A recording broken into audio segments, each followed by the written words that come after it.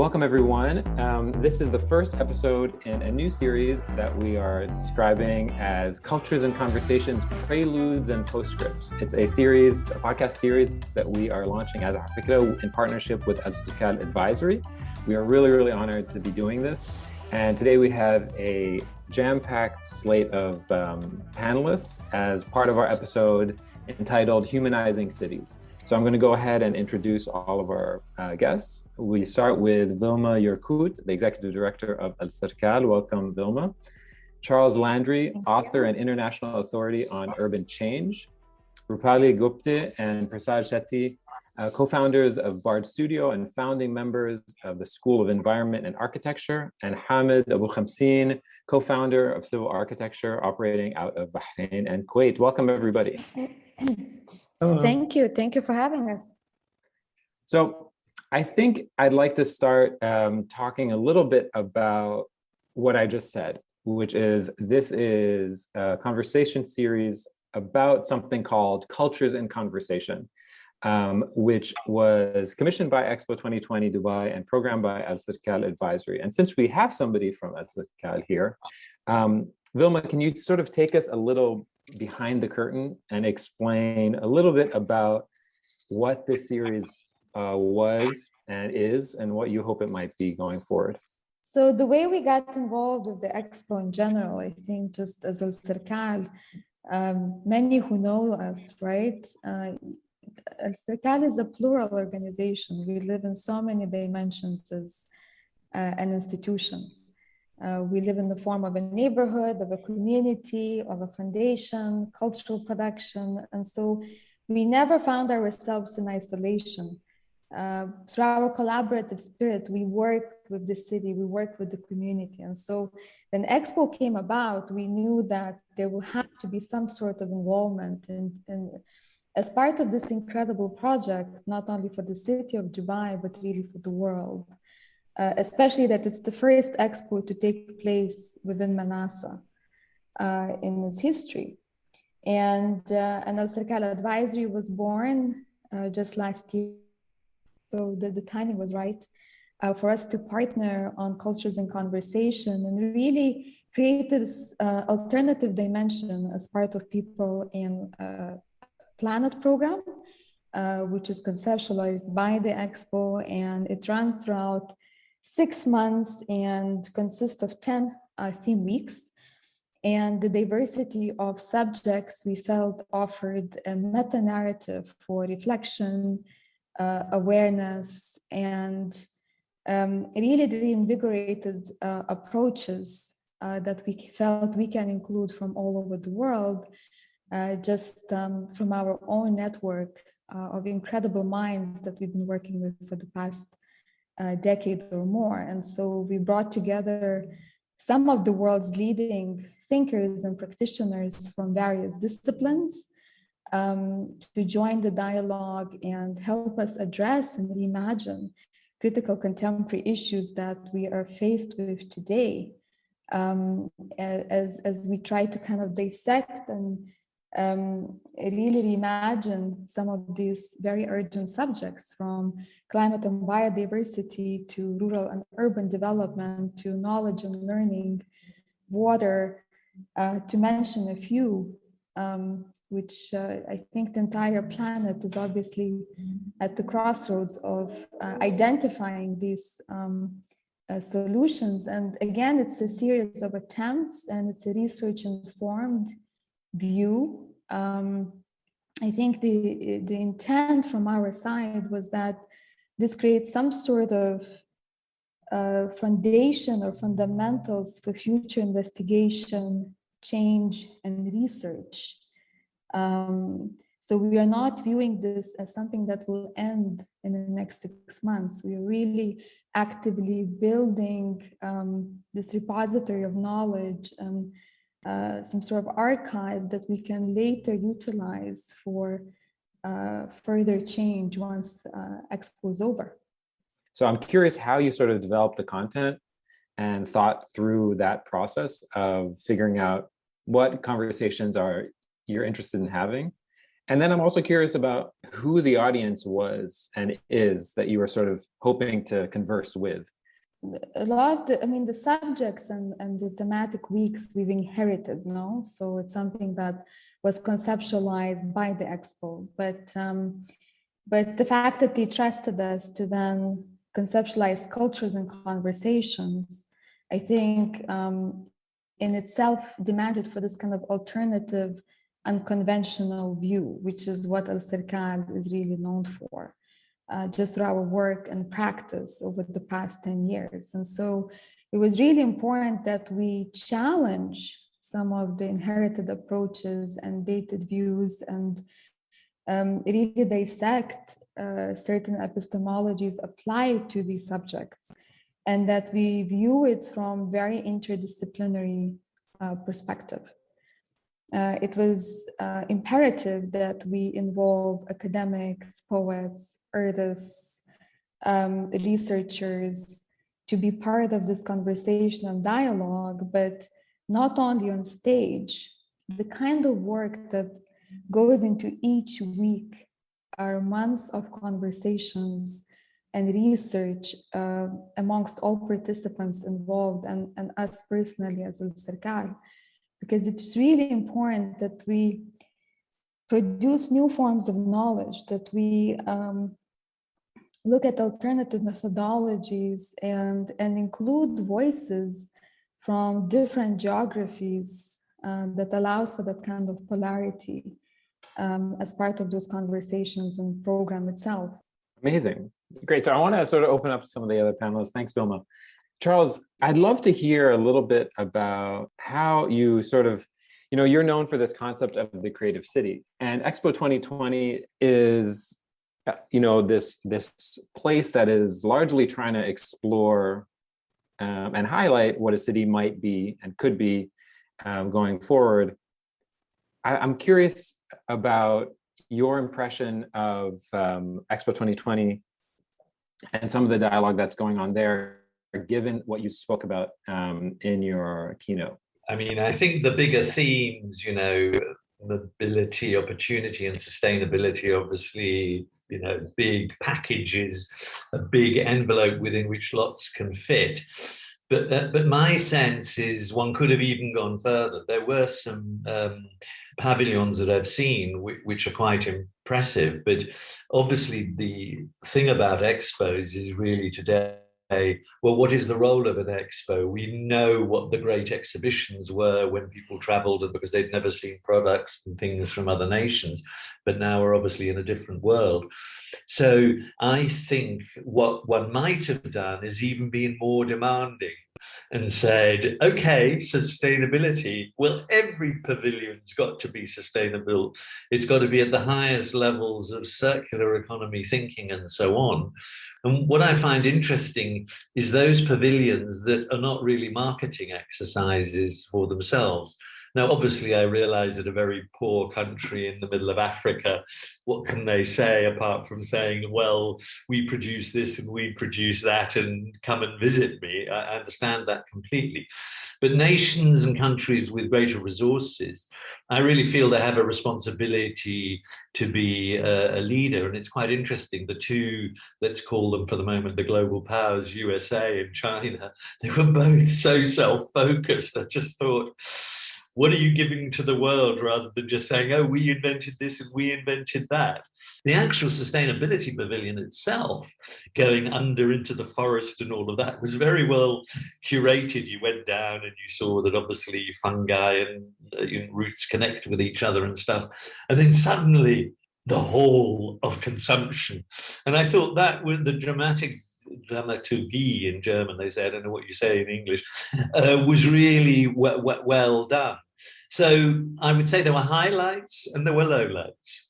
Hearing you give your keynote, I got a sense of an entire career's worth of meditation on this idea. You spoke about the moment in Bilbao. I'm curious how sort of your thinking about the creative city has sort of evolved over the years. Yeah, that's a good question. I mean, initially the trigger was, the world's changing dramatically. What do? We need to provide the conditions for people and organizations and cities to think, plan, and act with imagination in order to solve problems and create opportunities.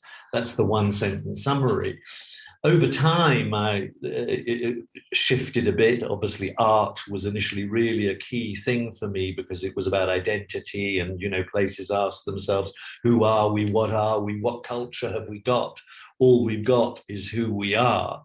It shifted through time towards focusing on social innovation, other forms of innovation, business innovations, and so on. One thing that was underlying all the time was something I coined civic creativity, but I don't think I emphasized it much, not strongly enough, really. And now if you talk to me, I'm always thinking, what is the ethical frame? What is our intent? What is our ambition?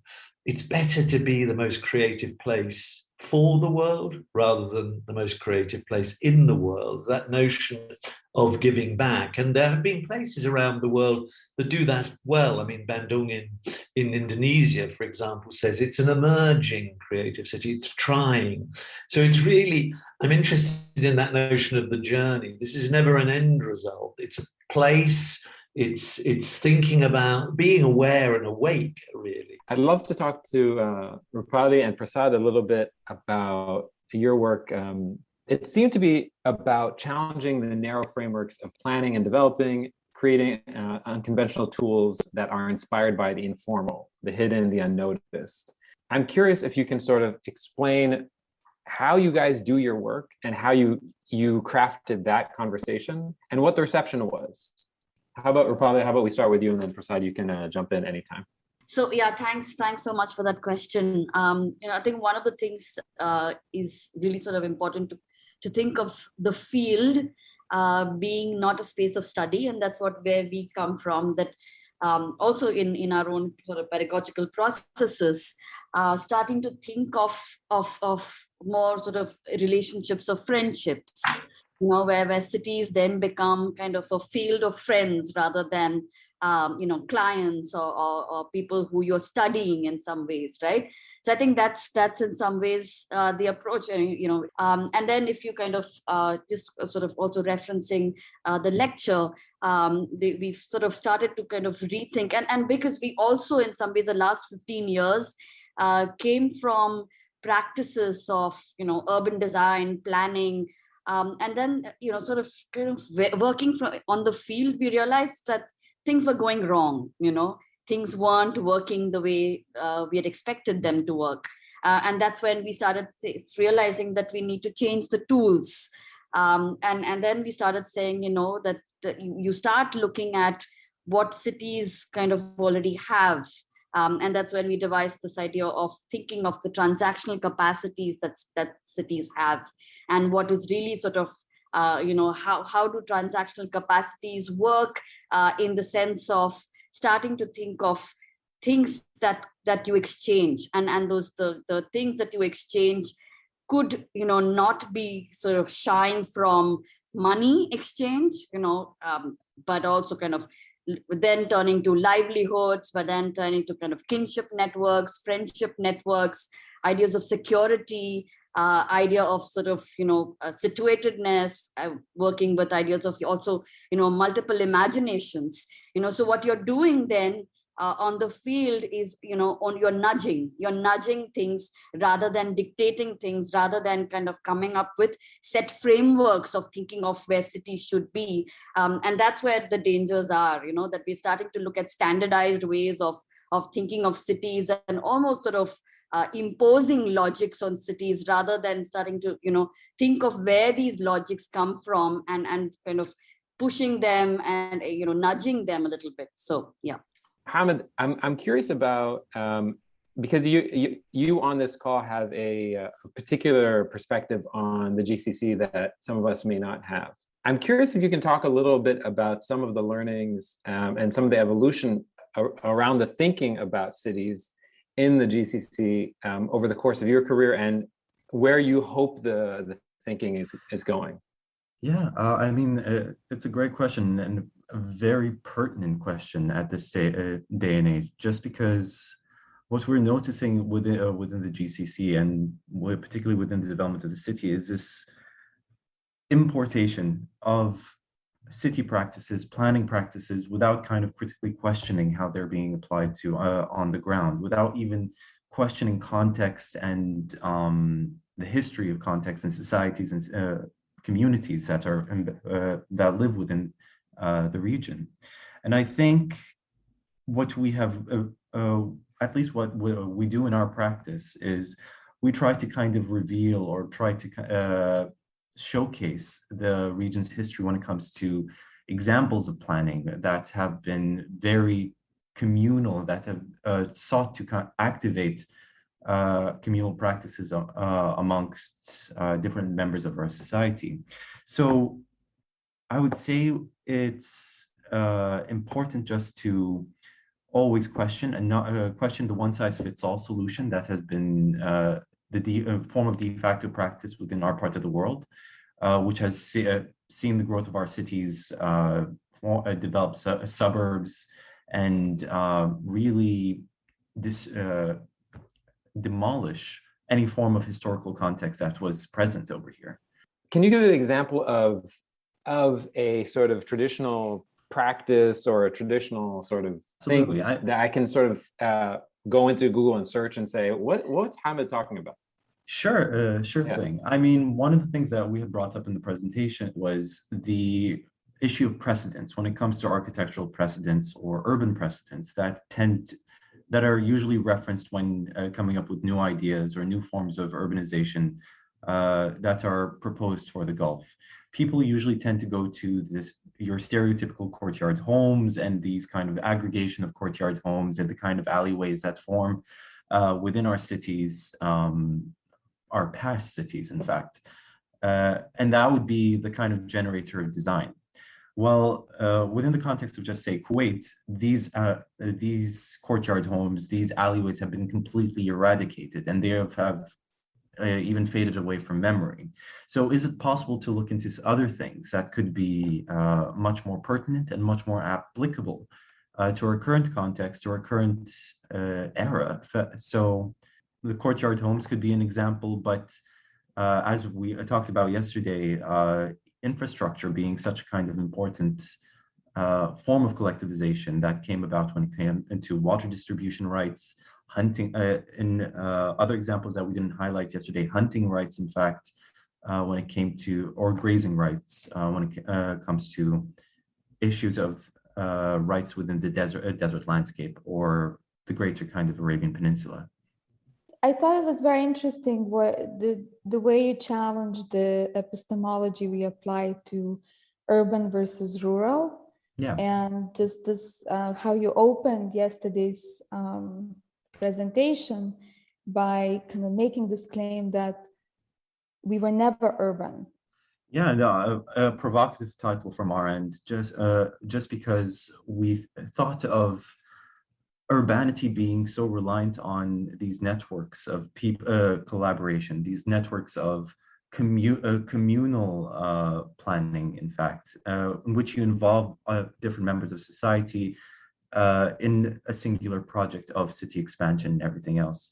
So when we mentioned 2,000 years of non-urban history, and we referenced the cities of the past, particularly the cities of the Gulf, they didn't come about as this logical and singular vision. They came about as these homes that organically arose and these relations formed amongst themselves, but effectively they were autonomous state houses that lived in close proximity but had their own autonomy.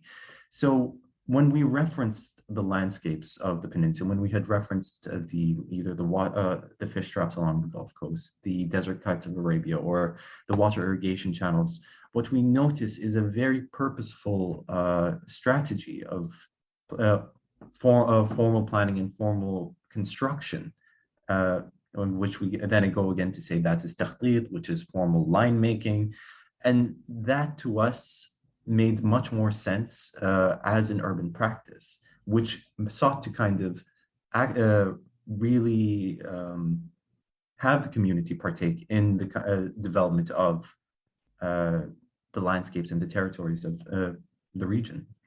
Okay, I have a question for all of you. Typically, when people get invited to speak on panels or to give keynote addresses or to be a part of a sort of a slate of speakers, the assumption or the presumption is that you are to be speaking to the audience members. Those on the stage are speaking to those in the seats. The truth is that that's not true, right? Those on the stage are speaking to anyone who can hear them, and that includes the other speakers. And really, the idea is to have a conversation with everyone who is sort of coming to this single place and thinking about this issue. So I guess my question to all of you, and Hamed, I'm gonna sort of pinpoint you to start with, but I'd love to hear from all of you, is what are some questions that emerged from that event that you sort of scratch your head and started thinking to yourself, I either don't agree with this person or I don't think of it in the same way, and I'd love to be able to sort of pull them aside and say and ask them, tell me a little more about this. It's not so much about something that scratched my head, but it's more along the lines of a wish that I see kind of moving forward. And when it comes to kind of practice, development of urban practice and planning practices within the region, it's more involvement of people that are from this part of the world or wherever the respective contexts are they are operating, right? It's the necessity of embeddedness within the community and being part of the community and listening to them. So it's much more, I wouldn't say it's questioning anybody's intellectual project. It's much more of wishful thinking moving forward. Can I just add something? I thought something I wanted to know more about. I think the Rupali Prasad thing about transactional capacities is interesting, obviously, because you sort of reduce things down and narrow them down, and what you then get is some stale, lifeless set of buildings floating in the landscape with no relationships to each other and complexity. What I wanted to know more was, can you give me 3 examples where someone has done this well and avoided that and been able to keep that? In relation to Hamed, I wanted to know what the obstacles were to achieving his core idea, Ali and their core idea of really reinventing what a park is. And I think that was really refreshing. And I think, talk about examples that could be replicated, that could be replicated anywhere and would be a much more satisfactory type of environment than a flat piece of grass. Stephen, who isn't here, what I wanted to know more there, and this is a question that Ali asked, can you specifically tell me what happened when you did your interventions? And I wanted a sharper answer on that, because I'm not obsessed by evaluation, but it's always helpful to know, because that helps you then in the next project. Fantastic. Rupali and Prasad, I'd love to have you respond. Don't leave us hanging. Join. No, I like the idea, the way Miki kind of set it up for us, opening. Otherwise, there is a hijack of the urban community to a spatial configuration. So you extended the urban community into space and time, and made all the listeners and the entire world to kind of become the part of the community. And I think that's a very nice thing that you kind of set it up for us. And I think for us, of course, the discussion yesterday, and the forward and the backward and the elongated time that we spent together, had lots and lots to kind of learn from, and to kind of think about and keep it active in our minds. Like, for example, yesterday I think Aqua was speaking about the impossibility of remaining an artist in certain contexts where shape is so state controls institutions so strongly, or what Vilma was kind of, speaking about, Alserkal, about, the difficulty in remaining agile to create space for this madness to kind of, to exist in a context where institutions, work with certain very firm frameworks. So I think there are plenty of things that to kind of take away from what the 2 days happened actually. To answer Charles's question, I think if you come to Bombay next, then we'll walk you around neighborhoods after neighborhoods where this happens actually. But to kind of give pointed examples, I think Charles Korea's mall in Calcutta, the mall that he built in Calcutta, one of the recent examples from contemporary architects who do this. The mall, which is otherwise kind of considered to be this black box of desires, he kind of opens it up and lets the streets kind of pass through it, kind of brings about the whole thing. So plenty of examples. But I think if one decides to look at architecture which people put together and people have put together historically, there are plenty and plenty of examples.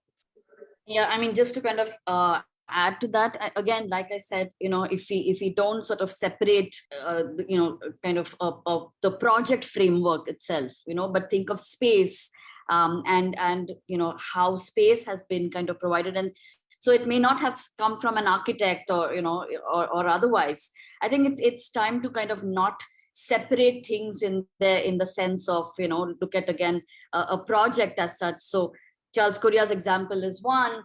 But I mean, there were several examples in the course of the talk as well, which we looked at, where the idea of the porous house, for example, or this idea of a public toilet, which then ticks all the boxes in terms of it goes through. It's a project that has it gets funding. It looks like there's an infrastructure that is provided in the middle of a self-built settlement, and it does all the right things. But if you look a little deeper and you look a little closer, it doesn't work because it breaks down in course of time. Whereas if you look very closely at the embedded networks of the way the lower level municipal staff had actually operated in that place, they used the same funds, but in some ways kind of worked in ways that people had then individual toilets within their houses, and it was so much more dignified. It turned that kind of space into a much nicer space to live in, and then if you kind of start looking at cities, there are so many cases of where transactional capacities are high and across the world actually. So just to kind of answer your question, Charles, why aren't projects like this kind of constructed, or why is there this kind of susceptibility to or to accept such things? I mean, it's an issue for us to kind of like speak similar languages. I mean, we discussed this yesterday over dinner, but learning to speak the language of planning authorities, and planning authorities learning to be open and dare I say even creative when it comes to challenging their kind of current modus operandi, how they operate when it comes to constructing and building cities. So it falls onto us really to kind of begin to not necessarily educate, because it's about explaining the potential and the positive outcomes or effects of projects that we think and what we hope are beneficial to society, or beneficial to everyday urbanism. Okay, great. I'm going to end with two questions. One for Vilma. Vilma, I'd love to have you speak a little bit about Amalia Pica's work and how her work was chosen to be included as part of Urban and Rural Development Theme Week. So again, as part of Cultures and Conversation, it was really important that there is that artistic element. When we began conceptualizing this week, there were two references that I think really inspired the subject. It began with Richard Sennett's work, who's known for developing this concept of open city and that aspect of claiming public space, the right to the public space. Amalia Pica's work, I felt, summed up so well this invisible interconnectedness and urban metabolism that we were discussing. We were able to kind of show and reflect it through that work, the power of grassroots mobilizing. We are very grateful for Guggenheim Museum because they loaned us the work. And we involved students from NYU and Abu Dhabi who volunteered to perform the work. Great. So the last question is a open-ended question, and this goes to all of you. What do you think the outlook is for the future on this on this sort of topic? And what do you hope that people took away from the talk? I think one thing that all three of us kind of spoke about was how they were able to shift this classical dominance of image with the energies of people, energies of community, energies of individuals. And I think that shift was very important. To have a public space, you need a public. So we focused on creating the public. And how does one create the public? Because if you have a public space without the public, then it remains as a clientele kind of space. It doesn't become anything. And if there is a public, it will generate its own space. It will kind of So I think that's something which we all kind of recognized and spoke about. And I think the second thing is, how do we smudge? How do we blur things? How do we blur these boundaries? How do we kind of because then in that smudge and blur, a lot more space is possible for many people to kind of exist and live and inhabit.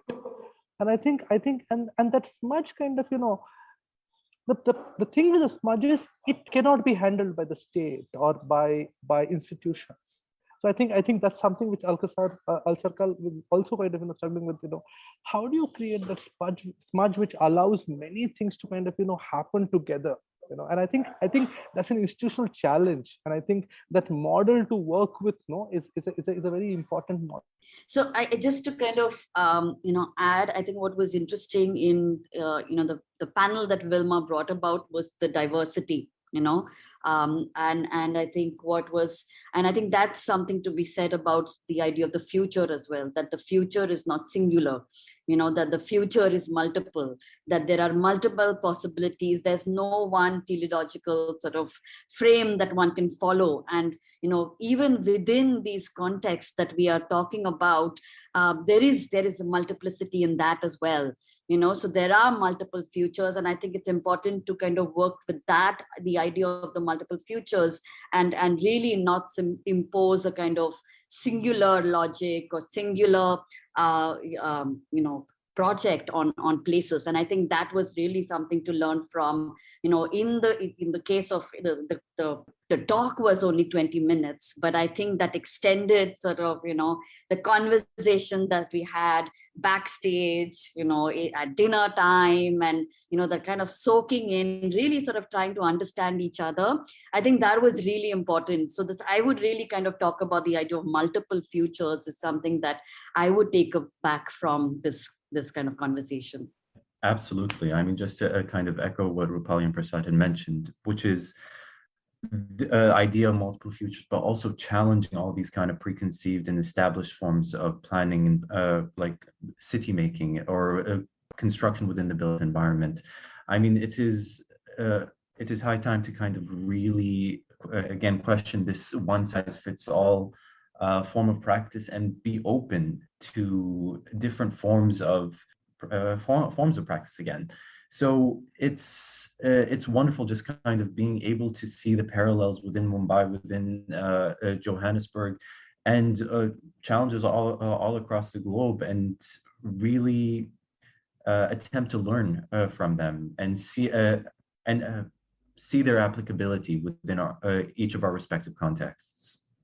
So absolutely, that urban multivocality was really key. I think in terms of the kind of urban textures, rhythms, polarities that exist. And I think, how can we create a better dialogue between the global north and the global south by dislocating some of those hierarchies that we discussed and some of these logics that limit and channel them through very myopic academic lenses that do not reflect the reality of those cities at all.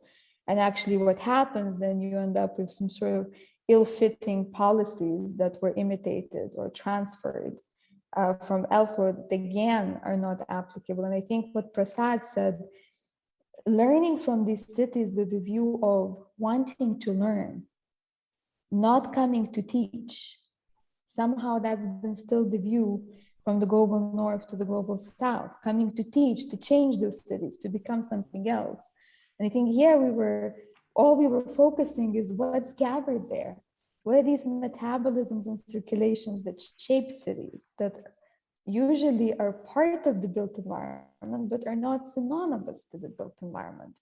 And I think lastly, part of this dialogue or this discussion, or in terms of the kind of afterlife and archive that we attempt to leave here, that this is something that hopefully can continue. I suppose I want to focus on three things: to work hard to find ways that are simple but not simplistic to communicate, that drives the urgency and the need to act, in order, therefore, to attract wider audiences to listen to this message. So that point about simple ways of communicating, but not simplistic. Secondly, the whole thing about thinking afresh, which is implied by what everybody said, and to get out of the intellectual traps we often find ourselves in, that are then reinforced by those who might tell us about all this stuff and so on, and therefore to escape from these deterministic pathways. That's probably my second point. The third, to understand that how places are made, shaped, and co-created are basically combinations of the hard and the soft. And if one were to put it in simple terms, the soft is the hard. Much easier to think about the hard than the soft. Thank you for that.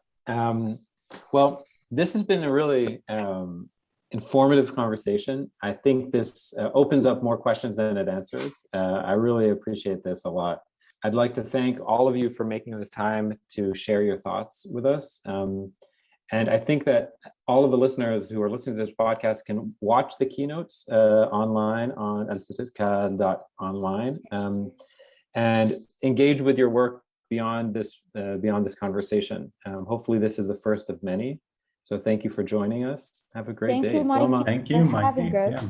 I mean, we will always, I think that's another message, maybe what you just mentioned, is that we should be okay with complicating. We should attempt to complicate some of the subjects because we've been simplifying them so much. All policymakers want bullet points. They want clear answers. They don't exist. And I think that's what's gotten us where we are today, no? So absolutely. In terms of Anthropocene and the world we live in and the challenges we are faced with.